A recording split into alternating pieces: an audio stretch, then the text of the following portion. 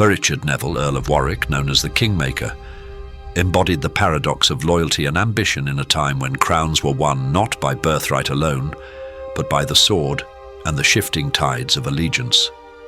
Neville, eldest son of Richard, Earl of Salisbury and Alice Montacute, was born November 22nd, 1428. The history of this mighty peer is that of the whole of the contest between the two houses of York and Lancaster.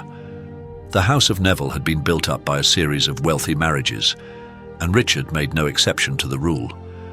While yet a boy, he was married to Anne, daughter of the Earl of Warwick, and through her, after the death of her brother and niece, he took his place at the age of 21 among the chief earls of the English realm.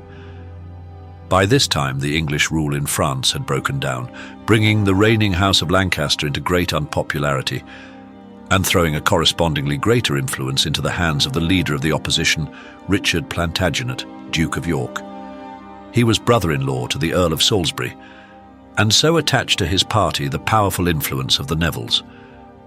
The Duke of York at first made no claim to the throne, demanding only that he should have his place in the councils of the king, and even when swords were drawn, the Yorkists swore their allegiance to the king, Henry VI, while fighting against his advisers. Of these favourites of the king, the chief was the Earl of Somerset, whom many suspected of a design to establish himself as the successor to the throne. It was between these two factions of York and Somerset that the white and red roses were first employed as distinguishing badges. The Wars of the Roses began with the Battle of St. Albans, 1455, in which Somerset was killed. The victory was gained to the Yorkists chiefly by the help of Warwick. By a sudden sally into the streets of the town, he routed the royal forces and gained for himself that character of daring and courage which he maintained to the end. He was rewarded with the post of Captain of Calais, which he retained throughout the changes of the parties. In this position he was practically independent and scoured the Channel at his pleasure. In 1458 he attacked some vessels which were under a treaty of peace with England, and being summoned to London to answer before the king, was violently attacked by the followers of Somerset and barely escaped with his life. In 1459 the Civil War finally broke out. In the first campaign the Yorkists failed owing to their inactivity. The leaders fled to the coast of Devon, where they hired 5 men to carry them to Bristol. As soon as they left land, Warwick, stripped to the doublet, took the helm and steered straight for Calais, where he arrived in a few days. When Somerset, son of the Earl slain at St. Albans, came to claim the keys of the stronghold, he had the mortification to find Warwick there before him. Warwick was next in England on June 27, 1460, when he landed at Sandwich with 1,500 men. In 4 days he was before the walls of London, having marched in that time a distance of 70 miles. According to some accounts, the common people so flocked to his standard that in those 4 days his force had swelled to 40,000. The city threw open its gates and joyfully welcomed him, while Henry fled to the north. In the beginning of July, the Battle of Northampton was fought. The Yorkists gained a complete victory and took Henry prisoner. Before the fight, Warwick issued the command to spare the common people, but to slay the nobles, judging the quarrel to be more especially theirs. And it is significant that throughout the Wars of the Roses, the proportion of leaders slain far exceeds that in any other war. Up to this time, Warwick's conception of the war was merely the natural struggle of the one party with the other for power, using as their means the rude arguments of the time. He still maintained his loyalty to King Henry, and when the Duke of York, after the Battle of Northampton, presented his claim to the throne, Warwick opposed him and prevailed upon him to waive it till the death of the king. But naturally such a state of things could not long endure. Warwick, while respecting the person of the king, was fighting against his orders, and so, while professing loyalty, was actually a rebel. Soon the struggle blazed out anew, and in December 1460, the Duke of York was defeated and slain at Wakefield. Early in 1461, Warwick was defeated in the Second Battle of St. Albans.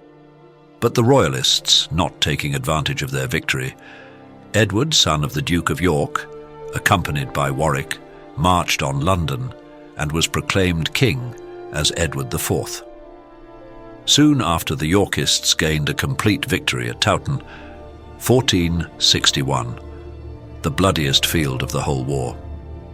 Nearly all the Lancastrian chiefs were slain, Henry's cause was lost, and ere long he was captured by Warwick and lodged in the Tower.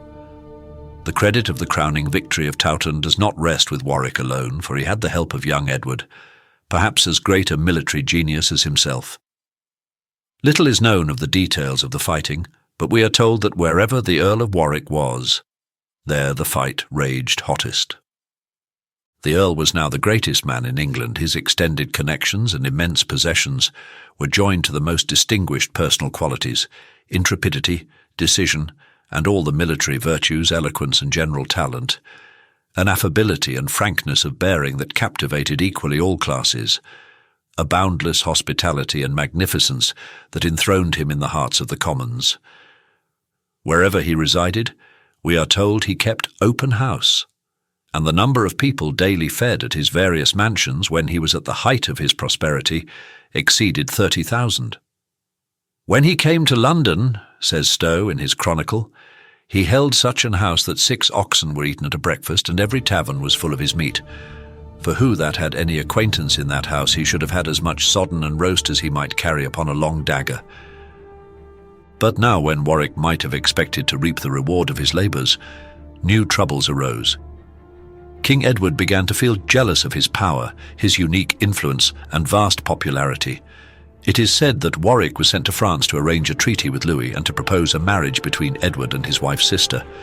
On his return, he found the king married to Elizabeth Woodville, daughter of Lord Rivers, and an alliance made with the enemy of Louis, the Duke of Burgundy. Edward now lavished all his kindness on the Woodvilles, intending to use them as a counterfoil to the Nevilles, and for this purpose he deprived the Nevilles of some of their posts. By a series of deliberate insults, Warwick was driven farther and farther away from the king, till he was forced into open revolt. In July 1468, his forces defeated the Royalists with great slaughter at Edgecote, and a few days later he made Edward his prisoner. The Lancastrians at once rose again in favour of the aged King Henry. But Warwick, maintaining his allegiance to his royal captive, suppressed all revolts with an iron hand, and having received renewed pledges of good faith, soon after restored Edward to his throne. 2 years later, the king declared Warwick a rebel, and he was compelled to flee to France. Louis XI used his influence in bringing Warwick and Margaret, wife of King Henry, together, and they agreed to forget their differences in the face of a common enemy. Clarence, the new king's brother, had previously married Warwick's daughter and joined his party. Once more the Kingmaker landed in England and advanced on London. Edward fled to Holland, and Henry was again placed upon the throne. But ere long Edward secretly landed in England, raised an army, not without difficulty, and met Warwick at Barnet. The faithless Clarence had in the meantime deserted Warwick and joined his brother's army. The army of Warwick was composed of strangely different elements, old enemies fighting side by side as friends. The battle was lost mainly through a grievous blunder. In the heavy mist which hung around, the party of the Earl of Oxford were mistaken for the enemy and were attacked by their own friends. The cry of treachery was raised, and the whole army broke into utter rout. Warwick resisted till all hope was gone. He had fought on foot throughout the battle, and his heavy armour did not suffer him to escape. He was surrounded and slain, fighting manfully, April 14th, 1471. Thus fell on the field of battle Richard, Earl of Warwick, in the prime of his life, after 16 years of deep intrigue and desperate fighting. Had he been born in a more peaceful time, he would have been a great statesman and have done much for the good of his country, for his talents were more political than military, and almost alone among the self-seeking rivals of the time, he shows something of the instincts of patriotism. Cast as he was in the troublous times of the Wars of the Roses, he stands out in character and genius above all those of his generation. He was the best beloved man in the kingdom. When he was away from England, says Hall, the common people thought the sun had gone out of the heavens. His personality cast a charm over even Louis XI. The heart of the Yorkist party, he was true to its cause, till he found that his service was no longer desired. He was not the man to sit quietly under insult, and when it came from King Edward, who owed all that he was to him, it was more than he could endure. Yet it was only when he found his every project thwarted, and especially those that were dearest to his heart, that he was driven into open warfare with the king. His treason is capable of much justification. He cannot be accused of forsaking his master. He had in him the making of a great king, and how great and useful might have been his career, had fortune placed him over the councils of a Charles VII or a Henry VI. As it is, he stands in worth and character far above any of his time, a figure that commands not merely admiration, but affection.